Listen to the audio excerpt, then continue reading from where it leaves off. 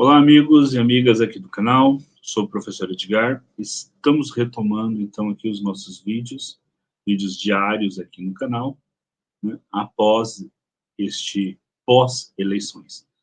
Bom, as eleições ocorreram aí no dia 6, né, domingo passado, estamos no dia 13, então estamos aqui já uma semana, né, após as eleições. E também vamos aproveitar nesses primeiros vídeos para fazer um apanhado geral deste momento político do país. Como o país sai após essas eleições municipais. Nós pretendemos fazer 3 vídeos sobre essas eleições municipais de 2024. Um primeiro vídeo, que é este, é um apanhado a partir da esquerda das eleições municipais no município onde eu resido, que é o município de Marília. Um segundo vídeo, que sai amanhã, é um apanhado geral dos resultados das eleições municipais, tendo em vista a vitória dos principais partidos políticos, quais partidos fizeram o maior número de municípios, quais partidos fizeram o maior número de vereadores, quais partidos podem se dizer vencedores ou não das eleições, e quais ideologias políticas também saíram como vencedoras das eleições, e se é verdade que a esquerda foi o grande perdedor dessas eleições. Então, esse vídeo sai amanhã. E após o segundo turno, que vai ocorrer em diversos municípios importantes, como São Paulo, né, e Porto Alegre, entre outros, então nós vamos vir com outro vídeo fazendo esta análise. De como é que, então, que o resultado final das eleições municipais após o segundo turno. Julgamos bastante importante, né, fazer essa análise agora, após o primeiro turno, mas também após o segundo turno. Então, hoje, nosso objetivo aqui é fazer a análise política tendo em vista as eleições municipais no município de Marília, na perspectiva da esquerda. Nós vamos utilizar o apoio, vocês estão vendo aí já do lado, para que possamos, então, através desses dados, dessas porcentagens, desses números dos resultados das eleições, pensar melhor em como foi esta eleição para a esquerda. Então, vamos lá. Primeiro, eleitores. Então, compareceram, né, às urnas 73,62% dos eleitores, o que equivale a 127.250, e houve uma abstenção de 26,38% dos eleitores, ou seja, 45.593, do total aí de 172.843 eleitores. Então, a gente pode ver que Marília está tendo cerca de 1/4 de abstenção na votação. O que para uma eleição municipal é uma abstenção bastante alta, né? Porque geralmente a eleição municipal, por ser eleição onde você vota para o prefeito, por geralmente ter algum vereador que está disputando a eleição que é conhecido, que mora no bairro, né, que é da mesma profissão, geralmente a eleição municipal, ela tende a empolgar mais as pessoas, às vezes, do que propriamente a eleição para votar para deputado, por exemplo. Geralmente as pessoas são mais empolgadas para votar para o vereador do que para o deputado, né? Então, é uma abstenção bastante alta. Nesse sentido, para uma eleição municipal, uma abstenção bastante alta, né? Mas já se discute também no Brasil, inclusive, a questão do voto obrigatório ou não. E que é uma questão que a gente pode abordar em um próximo vídeo, né? Mas provavelmente, se o voto no Brasil não for obrigatório, essa a abstenção dos eleitores tende a ser bem maior. Bom, dos votos válidos, né? Então, do pessoal que compareceu, 127.250 eleitores compareceram. 89,09% foram de votos válidos. Os brancos totalizaram 4,78%, ou seja, 6.087 votos, e os nulos, 6,12 mil votos. Então, nós tivemos aí um total de 103.370 votos válidos, que equivale a 89,09% dos votos daqueles que compareceram. Né? E os que compareceram equivalem a 73,62% dos eleitores. Então, esse é o panorama geral. Então, do tanto de eleitor, dos eleitores que compareceram e dos votos válidos dos eleitores que compareceram, pois alguns compareceram, então anularam o voto ou teve voto em branco. O executivo. Então, foi eleito prefeito, né, o executivo,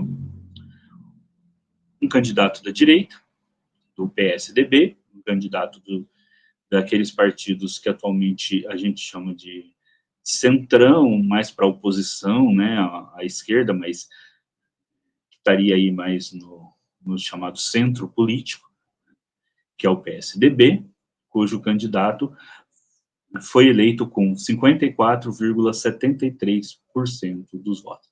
O PSDB, que já foi o principal partido de oposição ao PT, né, e hoje ele não tem mais essa...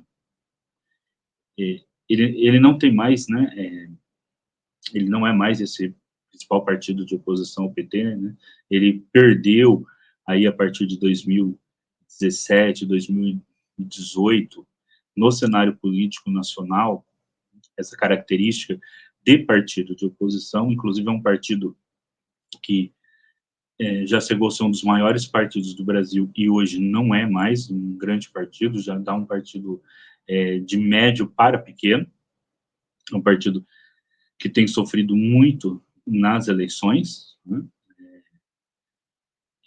E isso demonstra que chegou, por exemplo, na cidade de São Paulo, com menos de 1%, fez pouquíssimas prefeituras no estado de São Paulo, um estado onde governou por décadas e tinha centenas de prefeitos, e hoje tem pouquíssimas prefeituras e também nem sequer conseguiu colocar um candidato competitivo para disputar a prefeitura de São Paulo e perdeu o estado, que agora está com os republicanos, mas elege, então, o prefeito de Marília, o PSDB, que também é uma federação, né? PSDB Cidadania, que é uma federação. PSDB Cidadania, que também formam aí uma das federações. Eleito, então, Vinícius Camarinha, do PSDB, com 54,73% dos votos. A extrema-direita saiu com 3 candidatos.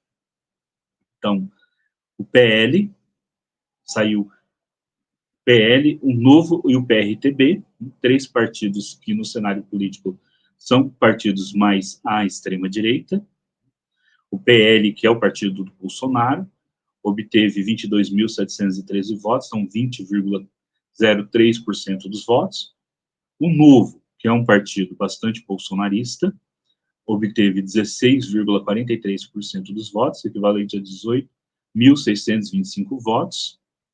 E o PRTB, que também é um partido de extrema-direita, obteve 3% dos votos, ou 3.397% dos votos, que é um partido que na prefeitura de São Paulo esse ano teve o Pablo Marçal disputando, então, as eleições, que não foi para o segundo turno, mas ali teve uma participação bastante tumultuosa no processo eleitoral do município de São Paulo. Então, um PL é um partido que cresceu muito nas eleições, não tanto quanto eles esperavam, e amanhã vocês vão ver isso no vídeo. O Novo é um partido que surgiu aí para ser um partido chamado liberalismo, mais clássico, mas acabou, né, despontando para o neoliberalismo e para a extrema-direita, tanto é que o próprio fundador do partido saiu do partido, e o PRTB, que é um partido bastante, que é um partido que existe ali desde os anos 90 e que também é um partido da linha bolsonarista, ainda que agora com Pablo Marçal no partido, pode vir deste partido, deste pequeno partido, uma força de rompimento dentro da própria extrema-direita, né, levando aí a você ter uma segunda força dentro da extrema-direita a concorrer com o bolsonarismo. No total, esses três partidos conseguiram 39,46% dos votos. E você tem a esquerda. A esquerda foram duas candidatas, no caso da esquerda, enquanto da direita e da extrema-direita foram 4 candidatos homens, a esquerda apresentou 2 candidatas mulheres. Então, a esquerda apresentou uma candidata do PSOL, a Nayara Manzini, que teve 6.414 votos, ou 5,66%, e o PCO, da esquerda chamada esquerda radical ou esquerda revolucionária, apresentou Lilian Miranda, com 171 votos, ou 0,15%. Se a gente somar esquerda com esquerda revolucionária, nós teremos, então, 5,81% dos votos. E se nós somarmos direita mais a extrema-direita na cidade, nós teremos 94,19% dos votos. Então, Marília apresenta, então, este cenário desafiador para a esquerda, né, onde a direita mais tradicional e a extrema-direita conseguem praticamente 95% dos votos, né, 90%, e a esquerda, 5%. Ou, né, fazendo um arredondamento aí mais condizente, né, a esquerda consegue 6% dos votos e a direita, e mais extrema-direita, 94% dos votos. Que é um cenário bastante desafiador para a esquerda. Tá? No caso aqui, para eleições para prefeito, então a esquerda se encontra dentro desse cenário absolutamente desafiador, que é crescer em um município onde os candidatos da direita e da extrema-direita tiveram uma votação em conjunto, né, que beira ali os 95% dos votos. Vereador. A Federação Brasil da Esperança, que une PT, PCdoB e PV, obteve um total de 3.220 votos, o que equivale a 2,83% dos votos.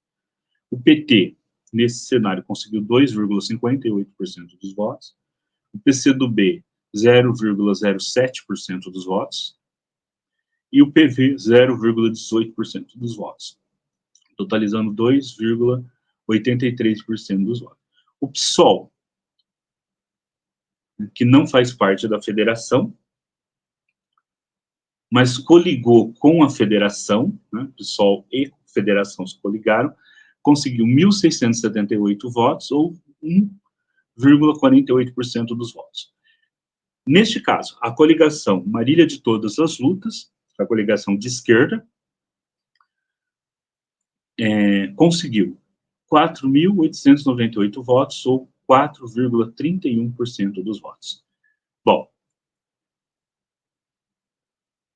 vendo lá a lista dos vereadores eleitos, a gente pôde ver que partidos que conseguiram eleger os vereadores tiveram cerca de 5,88% dos votos, ou mais ou menos aí 6.670 votos, né, salvo engano meu, mais ou menos. Então, a coligação, a federação não conseguiu eleger um vereador, e mesmo se os votos contassem como voto de coligação, que não é o caso, também não iria se chegar a um denominador para colocar um vereador pela coligação. E para a prefeita, a coligação Marília de Todas as Lutas tinha atingido 6.414 votos, 5,66% dos votos. Se você vê que, então, que a coligação conseguiu 4.898 votos para vereador e para a prefeita 6.414 votos, nós tivemos pelo menos 1.516 pessoas que votaram na candidatura para a prefeitura da coligação, mas não votaram na candidatura da coligação para vereadores. E este número é importante porque essas pessoas votaram numa candidatura à esquerda para prefeito, mas não votaram numa candidatura de esquerda para vereadores. Então, esses 1.516 votos são 1.516 votos que são aqueles primeiros a serem conquistados, né? Então, talvez, aí, a questão de você, sim, ter uma ligação entre os candidatos a vereador, né, junto com a candidatura majoritária, é muito importante para que a pessoa que escolha a candidatura majoritária também venha a escolher um dos vereadores da coligação. Então, essa aproximação entre as candidaturas à vereança com a candidatura majoritária, numa primeira avaliação, parece ser bastante interessante para o crescimento dos próprios votos nas candidaturas a vereador, nas candidaturas para o legislativo. Agora, se você somar depois os votos da esquerda, tá, mais da esquerda revolucionária, esquerda radical, que no caso seria o PCO, muda praticamente nada, porque o PCO teve apenas 0,03% dos votos. Então, ficaria com 4,34% dos votos para vereador. Então, muda praticamente nada neste cenário. Então, um cenário desafiador aí para as esquerdas é conseguir elevar o número de votos para os candidatos a vereador. Bom, não entrando nessa análise, dois partidos, que é o PDT e PSB. Olha, PSB é um dos mais antigos partidos de esquerda do Brasil. Inclusive, é o partido do nosso vice-presidente atualmente, o Geraldo Alckmin. Né? É um partido que obteve muitas vitórias, muitas prefeituras, né? E no quesito prefeitura saiu, inclusive, melhor do que o PT. Tá? E o PDT é um partido que, bom, gente, é o partido do Brizola, né? Não tem nem mais o que dizer. Né? O PDT, inclusive, lá nos anos 80, foi o principal partido dentro do campo da esquerda a concorrer, né, com o PT para ver qual dos dois partidos ganharia a hegemonia da esquerda. Acabou que o PT, a partir dos anos 90, né, cresceu muito mais do que o PDT, mas até então, ali nos anos 80, esses dois partidos ali disputavam a hegemonia da esquerda. Agora, por que eu não coloco os números deles aqui? Porque o PDT estava na campanha com o PRTB e o PSB com o PL. Então, como eles compunham coligações ali, junto com partidos da extrema-direita, eu deixo eles fora desta análise neste momento.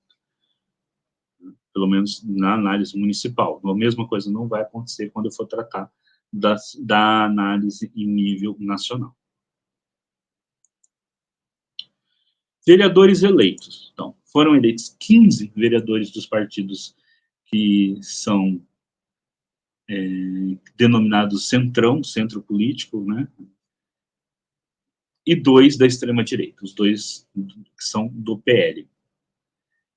Né? E 15 do chamado centrão, um do Podemos, um da Democracia Cristã, um do União Brasil, 2 do PSDB, 2 do Cidadania, ou seja, 4 da Federação, né, que é a federação do prefeito, né, eleito, PSDB, Cidadania, 4 vereadores, 3 do PP, 1 do Republicanos, 2 do PSD, 1 do Avante, 1 do Solidariedade. Aqui, o que mais chama atenção, né, é o fato de 2 partidos que disputaram a candidatura a prefeito pela extrema-direita, Novo, e o PRTB não terem conseguido eleger nenhum vereador. Só o PL elegeu, mas nem o Novo e nem o PRTB conseguiram eleger vereadores. E a esquerda, né, também não elege nenhum vereador. Então nós vamos ter uma Câmara dos Vereadores formada basicamente por partidos do centrão, do centro político, né, de direita, com 2 de partidos de extrema direita. Então é uma Câmara totalmente de direita. Então, vamos então para a análise de conjuntura e perspectivas.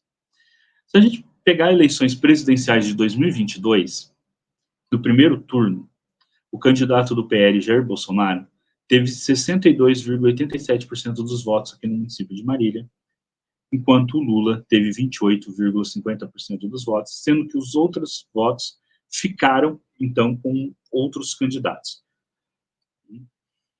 tanto da direita, como a Sônia Tronic, né, o Padre Kelmo, extrema-direita lá do PTB, desculpa, como candidatos mais à esquerda, candidatos do PCB, candidatos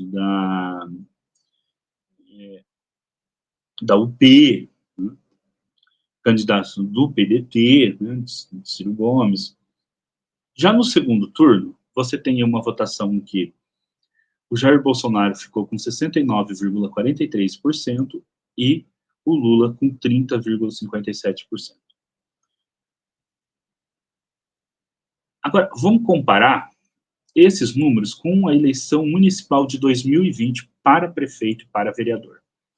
Em 2020, você tinha 2 candidatos que atualmente, de 2 partidos que atualmente estavam na coligação Marília de Todas as Lutas. Tá? Em 2020, PT e PSOL saíram com candidatos. Tá?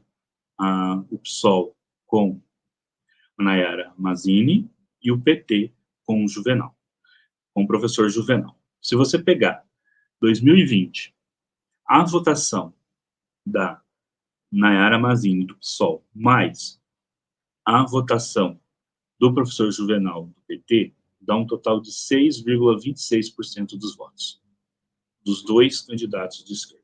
Agora, em 2024, saiu apenas uma candidata, né, do PSOL, mas representando toda a coligação, porque o PT estava junto, então, com a coligação, mais o PV, mais o PCdoB. Se alcançou 5,81% dos votos. Então, houve uma pequena queda nos votos a prefeito para a esquerda. Já para vereador, você tem, em 2020, contando, aqui eu fiz a contagem, dos mesmos partidos que disputaram a eleição em 2020, mesmo lá não existindo a coligação, mas mais ali dos mesmos partidos que disputaram a eleição naquele momento e que neste ano de 2024 estavam na coligação. Ou seja, o PSOL, o PV, o PT, não somou aqui o PCdoB, porque o PCdoB não teve candidatos. Então, se você pega os dois dos 3 partidos da federação, PT e PV, mais o PSOL, em 2020, obtiveram 3,37% dos votos para vereador. Agora, em 2024, 4,31% dos votos para vereador. Então, houve um aumento de 0,94% dos votos para vereador nas candidaturas de esquerda. Então, você teve aí um avanço, né? Um avanço pequeno, mas um avanço. Agora, a gente não pode não ler esses avanços tendo em vista tudo o que aconteceu no país desde 2013. Tá? Então, você tem, via ali, desde 2013, você tem uma ascensão da extrema-direita no país. Você teve ali a Operação Lava Jato,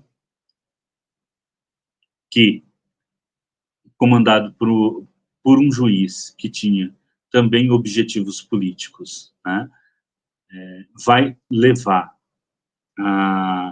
esse próprio juiz depois a se tornar, né, ministro de um dos candidatos, né, da extrema-direita, ministro do Bolsonaro, né, e hoje, devido ao chamado Vaza Jato, a gente sabe de, de tudo o que ocorreu ali, né, e de como as coisas eram guiadas por objetivos políticos, né, com a intenção mesmo, né, de tirar o presidente Lula da disputa política. Depois, você tem o impeachment, né, com todos os problemas também que o impeachment tem, né, inclusive a questão das tais pedaladas fiscais, que levaram à destituição da presidente Dilma, o CEF, você tem ali, neste momento, e, por fim, a prisão do próprio presidente Lula. A ponto de chegar num momento ali, nas eleições ali de 2020, que além de tudo ainda ocorreram em meio à pandemia, que se tornou muito difícil até para os candidatos de esquerda, nominalmente os candidatos, né, principalmente do PT, até de fazer campanha eleitoral. Tá? Teve ali um momento bastante difícil. Deixa eu colocar aqui de novo os slides. Saiu aqui bem no meio da apresentação.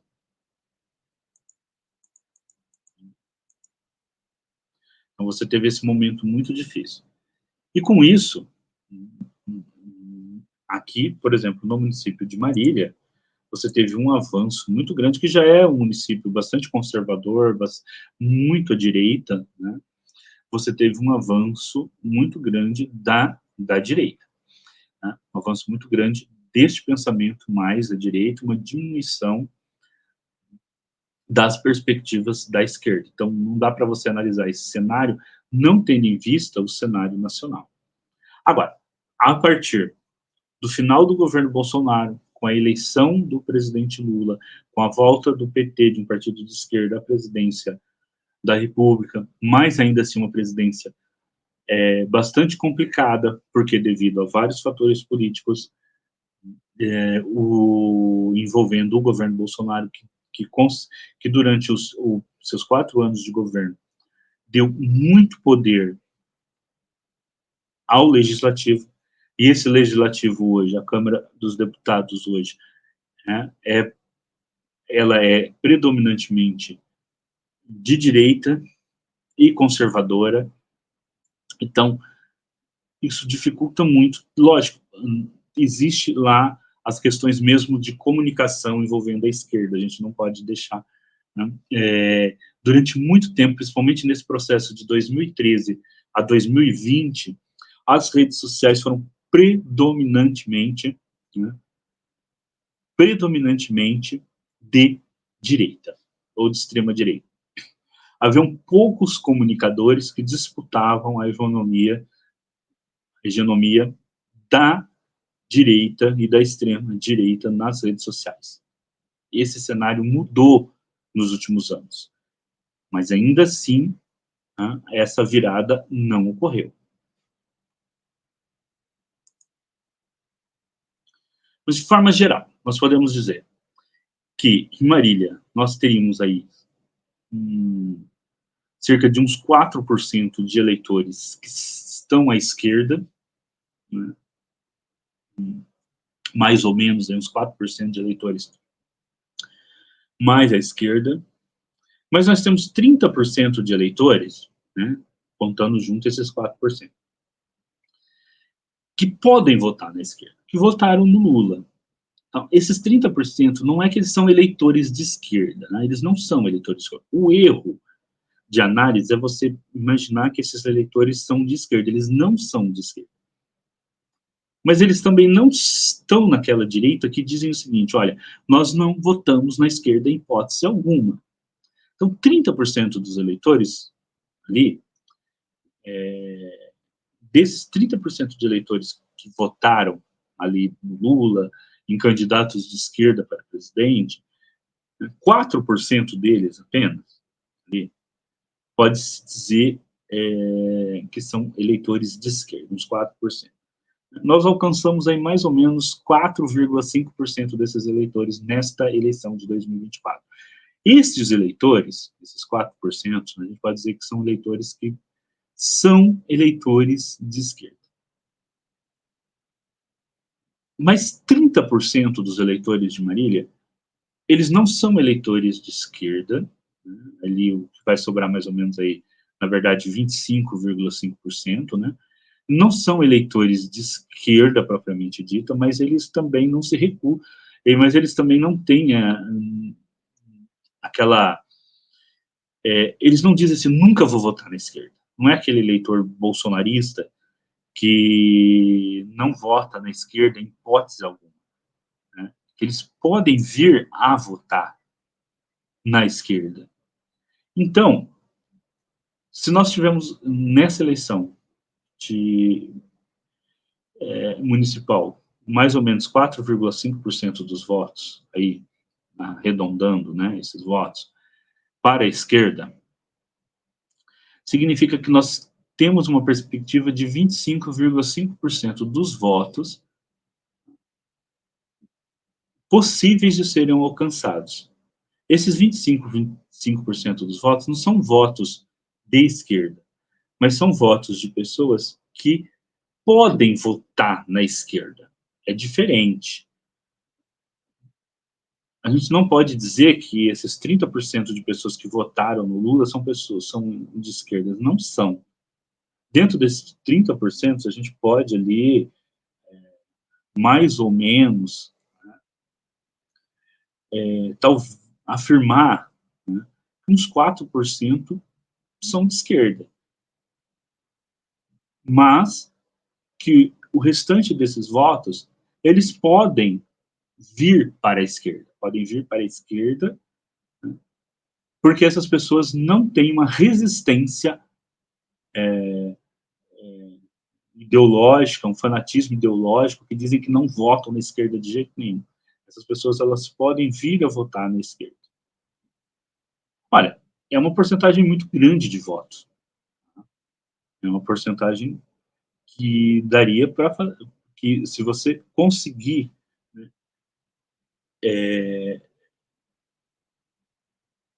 trazer uma parcela desses 30% para a esquerda em uma eleição, dá para eleger vereador, né? Talvez não dê para eleger prefeito, mas dá para eleger vereador. Agora, também são, são eleitores que podem fortalecer também bastante uma candidatura para a prefeitura, né? Então, o primeiro desafio da esquerda aqui no município de Marília é justamente atrair esses votos de pessoas que podem votar na esquerda, mas não votaram, para votar nos vereadores de esquerda. Porque uma vez que você tenha 2, 3 vereadores de esquerda na Câmara, e eles façam um trabalho que se destaque, né, dentro do legislativo, essa própria barreira de votação contra a esquerda, ela tende a diminuir, porque aí as pessoas poderão ver realmente como é a atuação desses candidatos. E é lógico que uma vez que a esquerda consiga eleger vereadores, você tem aquele desafio de manter esses vereadores sob foco nas redes sociais de esquerda, né, o tempo todo, de fazer a divulgação de tudo o que eles fazem para fortalecer futuras candidaturas de esquerda, desses próprios vereadores e de outros candidatos. Agora, como chegar a esses votos? Olha, eu acho que assim, é o comum que todo mundo da esquerda sabe que precisa fazer, né?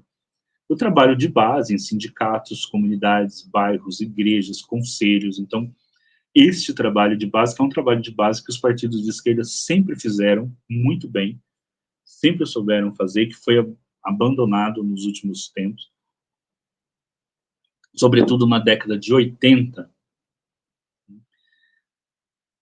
era um trabalho que o PT fazia magistralmente e que levou ao PT, o Partido Operário, se transformar na maior força política do Brasil.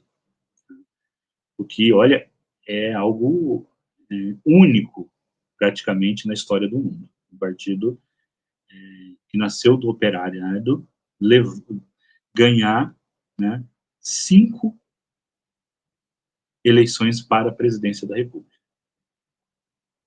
E é algo, né, que é único na história mundial, não é nem da história da América Latina, é da história mundial. Hoje, necessário fomentar as redes sociais, tanto dos próprios partidos quanto dos militantes e daqueles que pretendem futuramente serem candidatos à vereança. Então é necessário ter esse fortalecimento das redes sociais, a linguagem, uma aproximação com a linguagem, de como falar com os mais jovens, principalmente nas redes sociais, e o próprio fortalecimento dos partidos a nível municipal, para que esses partidos estejam sempre preparados para disputar a eleição. E por último, a gente tem que lembrar sempre que a esquerda é vanguarda, né? Assim, o presidente Lula, por exemplo, governou a maioria do tempo o Brasil sempre com o parlamento majoritariamente de direita. No Brasil, mesmo no melhor momento da esquerda, a maioria das prefeituras eram de direita. Então, assim, a esquerda, ela dificilmente vai conseguir ter, por exemplo, um parlamento no Brasil onde a maioria seja de esquerda. É muito difícil. Uma situação em que a maioria dos prefeitos no Brasil sejam de esquerda, sejamos realistas, é muito difícil. Agora, um dos principais enfoques é diminuir o poder da extrema-direita, né? Dialogar, porque o diálogo com a direita, com o centrão, né, é muito mais fácil. Então, mas, bom, isso também é análise para o vídeo de amanhã, né? Mas a nível municipal não é muito diferente do que os partidos têm, do que é necessário fazer a nível do Brasil como um todo, né? Mas a gente tem que sempre lembrar que a esquerda é vanguarda, que mesmo que você tenha, mesmo que a gente venha ter ali 2, 3 vereadores numa Câmara de Vereadores Municipais, esses vereadores de esquerda, mesmo sendo minoria, uma vez estando lá, eles conseguem puxar temas, né? Eles conseguem colocar projetos que não seriam colocados nem pela direita nem pela extrema-direita.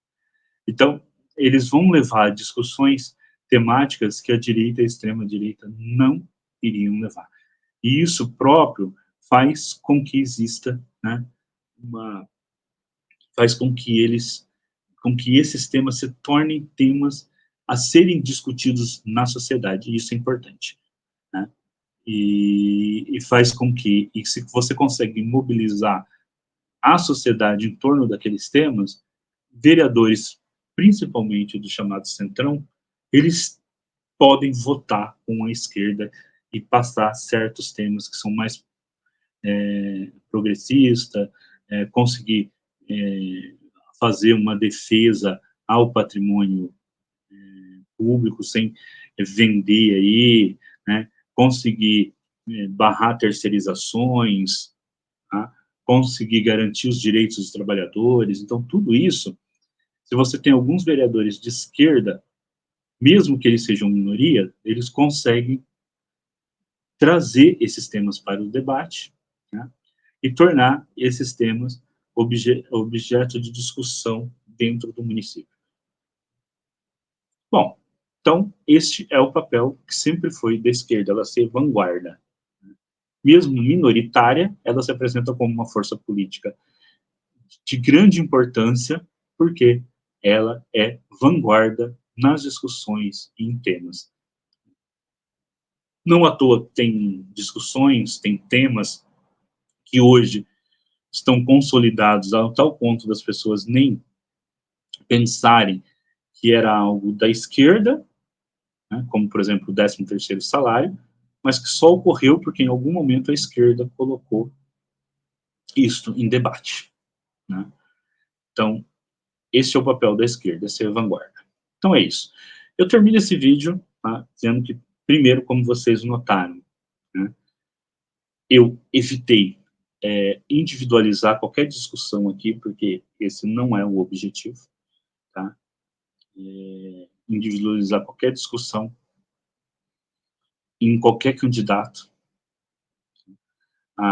Eu mesmo estive disputando essas eleições municipais, tá, como candidato a vereador, então meu objetivo aqui em nenhum momento foi individualizar essa discussão, mas foi fazer uma análise da conjuntura geral, que, penso eu, é importante para que, a partir desses resultados, e que pode se desenvolver em diferentes análises, né, a esquerda esteja preparada, né, a partir das discussões dessas.